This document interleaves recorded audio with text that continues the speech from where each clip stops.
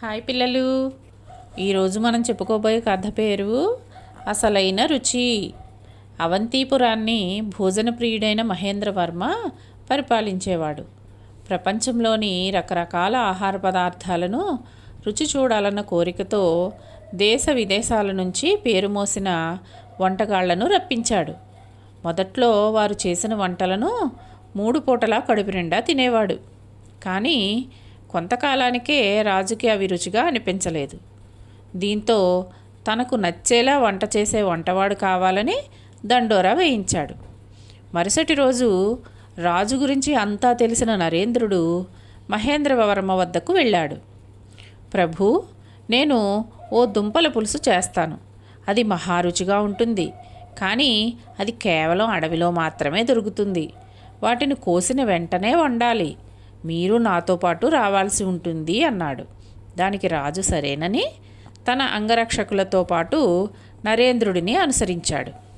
కాస్త దూరం గుర్రాల మీద వెళ్ళిన తర్వాత ముందున్న దారంతా పొదలు, రాళ్ళు, రప్పలతో నిండి ఉంది. చేసేది లేక వారంతా గుర్రాలు దిగి నడక ప్రారంభించారు. కాసేపటి తర్వాత, నరేంద్ర, నేనిక నడవలేను. ఇప్పటికే నాకు ఆయాసం వస్తోంది.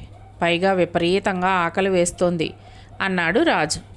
ప్రభు, మీరు ఇలా విశ్రాంతి తీసుకోండి, నేను వెళ్ళి తీసుకొస్తాను అని చెప్పి నరేంద్రుడు కాస్త ముందుకు నడిచాడు. పొదల చాటుకు వెళ్ళి తనతో పాటు రహస్యంగా తెచ్చిన బంగాళాదుంపలతో పులుసు చేసి అన్నం వండి వడ్డించాడు.